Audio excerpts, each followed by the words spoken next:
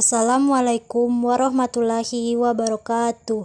Saya Yelsa Iriani dengan NPM 23050059, Prodi Administrasi Publik.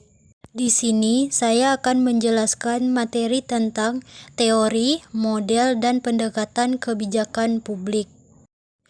Yang pertama, ada pendahuluan. Dalam dunia akademis, teori, model, dan pendekatan ada 3 konsep yang populer. Namun, tidak sedikit dosen dan mahasiswa yang masih keliru dalam memahami dan menggunakan 3 konsep tersebut. Teori. Teori adalah serangkaian prinsip atau ide yang digunakan untuk menjelaskan fenomena tersebut.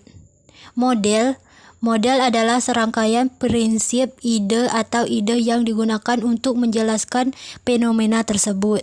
Sedangkan pendekatan adalah metode atau cara yang digunakan untuk mencapai tujuan tertentu atau menyelesaikan masalah. Selanjutnya, B. Teori, model, dan pendekatan dalam kebijakan publik. Teori, model, dan pendekatan kebijakan publik adalah alat analisis yang dapat membantu kita dalam memahami bagaimana kebijakan dirumuskan, diimplementasikan, dan dievaluasi. 1. Teori kebijakan publik adalah bidang kajian yang kompleks dan multidisipliner dalam proses pembuatan kebijakan. Berbagai teori digunakan untuk memahami dan menganalisis kebijakan tersebut. Berikut ini akan dibahas 10 teori kebijakan publik yang populer dalam analisis dan perumusan kebijakan publik. A. Teori rasionalitas terbatas oleh Herbert Simon. Simon memperkenalkan konsep rasionalitas terbatas yang menekankan bahwa para pembuat kebijakan tidak selalu mampu membuat keputusan yang sepenuhnya rasional karena keterbatasan informasi, waktu, dan kapasitas pemrosesan konflik. Menurut Simon, para pembuat kebijakan harus membuat keputusan dalam informasi yang tersedia dan seringkali harus puas dengan solusi yang cukup baik daripada yang optimal. B. Teori inkremental oleh Charles Libbrom. Charles Libbrom memperkenalkan teori inkremental dalam artikelnya pada tahun 1958. Libbrom berargumen bahwa kebijakan publik seringkali berkembang melalui serangkaian keputusan kecil atau inkremental daripada perubahan besar. C. Teori pilihan publik oleh James Buchanan dan Gordon Tulloch. Teori ini memberikan wawasan penting tentang bagaimana kepentingan pribadi dan insentif ekonomi dapat memengaruhi keputusan kebijakan. D. Teori sistem oleh David Easton. Easton menekankan bahwa kebijakan publik adalah hasil dari proses yang berlangsung dalam sistem politik yang lebih besar dan paling terkait. E. Teori advokasi koalisi oleh Paul Sabatier. Teori ini menekankan pentingnya koalisi advokasi dalam proses pembuatan kebijakan.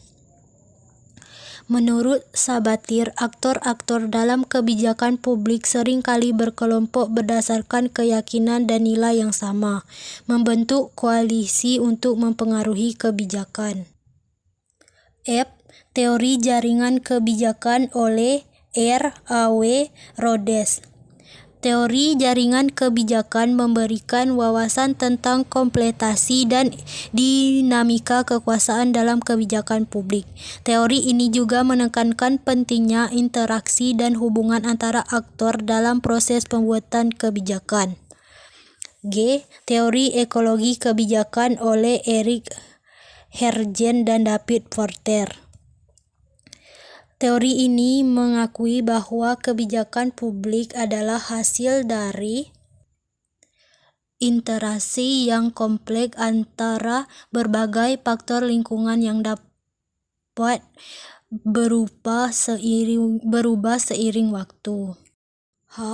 Teori konstruktivisme sosial oleh Anne Schneider dan Helen Ingram. Teori konstruktivisme oleh sosial memberikan wawasan tentang bagaimana persepsi dan ekspektasi sosial memengaruhi proses pembuatan kebijakan. Teori ini juga menekankan pentingnya analisis diskursif dalam memahami dinamika kebijakan publik. Teori perubahan kebijakan oleh John W. Kingdom. Kingdom berpendapat bahwa pembuatan kebijakan memiliki peluang untuk mengubah kebijakan ketika terdapat masalah dalam kebijakan, ditemukannya alternatif kebijakan, dan didukung oleh situasi politik.